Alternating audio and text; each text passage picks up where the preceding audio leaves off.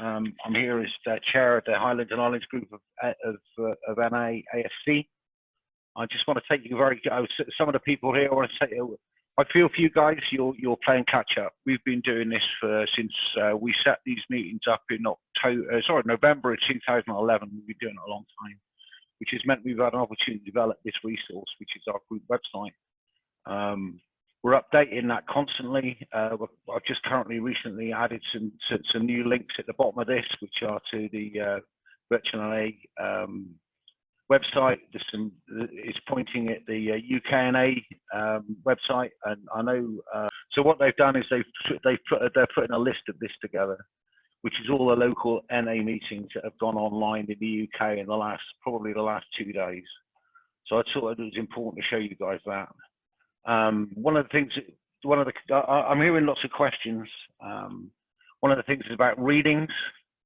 What we do at our meetings is we use a crib sheet. There it is.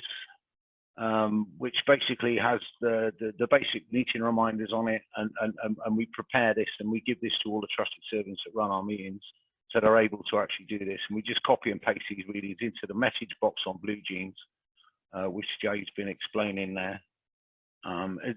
The other question that we have an illness and recovery meeting, so there's all kinds of interesting stuff on this, and it's a basic kind of how to run the meeting. I'm hearing a lot of people talking about Tradition 7.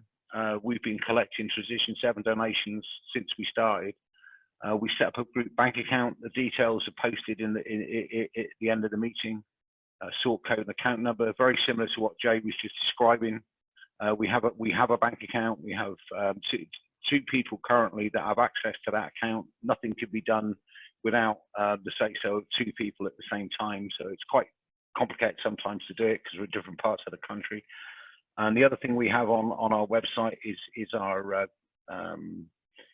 donation buttons, because we also use PayPal.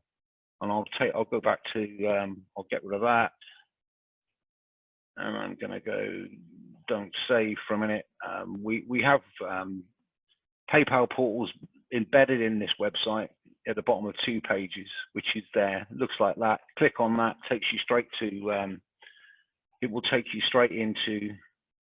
I'm not sure if it's going to do it here. Yeah, there you go. It'll take you straight into a donation button, so you can make a donation in any way you choose, which is a really useful feature that we found.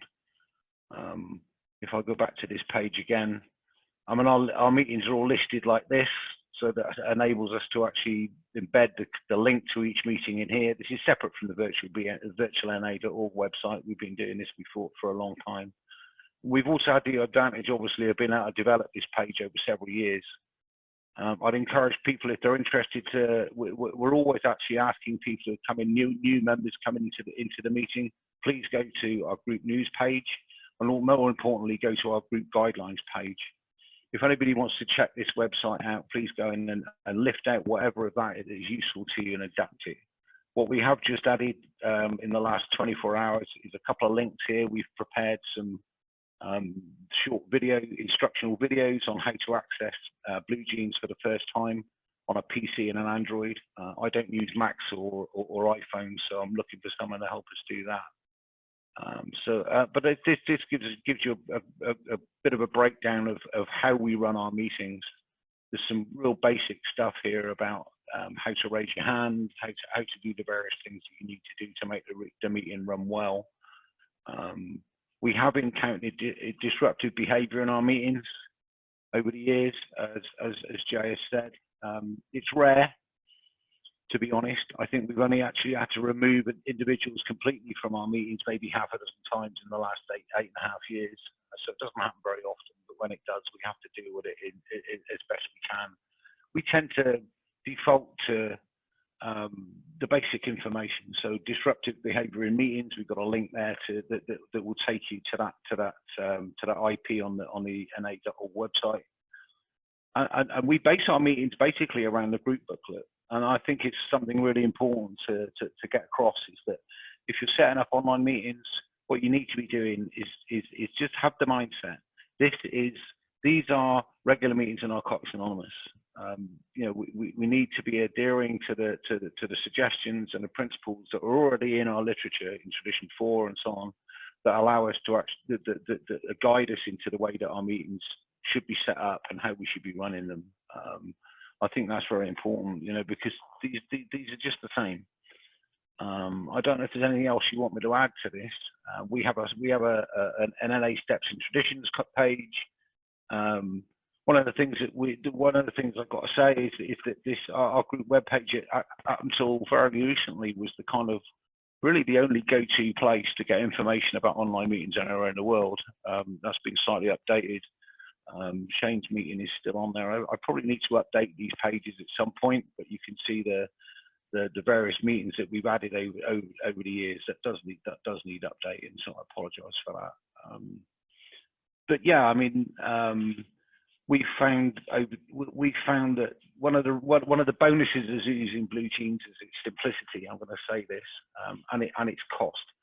Of the 11 meetings we currently have running on Blue Jeans, if you add up the cost of what it costs to run this website and our account on Blue Jeans, it's probably about 30 cents a meeting. I'm beginning to think that it may be an easier platform for people to use if they want multiple rooms. We found it very helpful. We have a contact page on our website, which means that people can get in touch with us, put in the information they're asking for. So we have a kind of a helpline thing going on.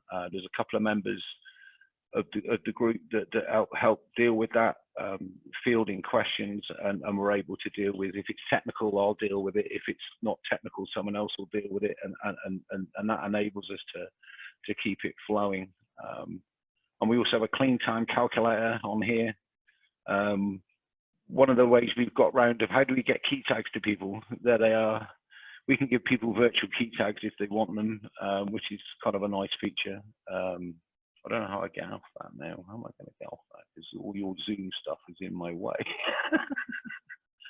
Where have I gone? Click the X. Click the X. You were right above it, right there. Oh, up here. Might be that one. Yeah, there you go. There you go. Got it. Thank you, brother. So yeah, I mean, we're always willing to share our experience about how we've got about doing what we've done. In terms of how do you run a meeting, it's such a big question. Our meetings are overflowing at the moment. We have managed to.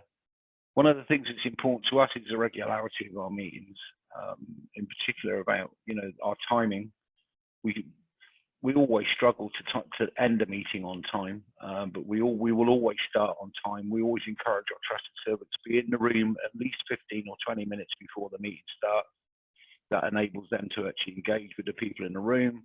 If anybody's got any questions or are struggling with their technology, it gives us an opportunity to help with that. But the meeting starts on time and finishes on time wherever possible. And we stick to a regular format. You can see the meetings that we've got here. We've added 3 new ones this week. We're covering things like illness and recovery. We have 2 women's meetings currently running, and we're about to start an LGBT meeting on Monday.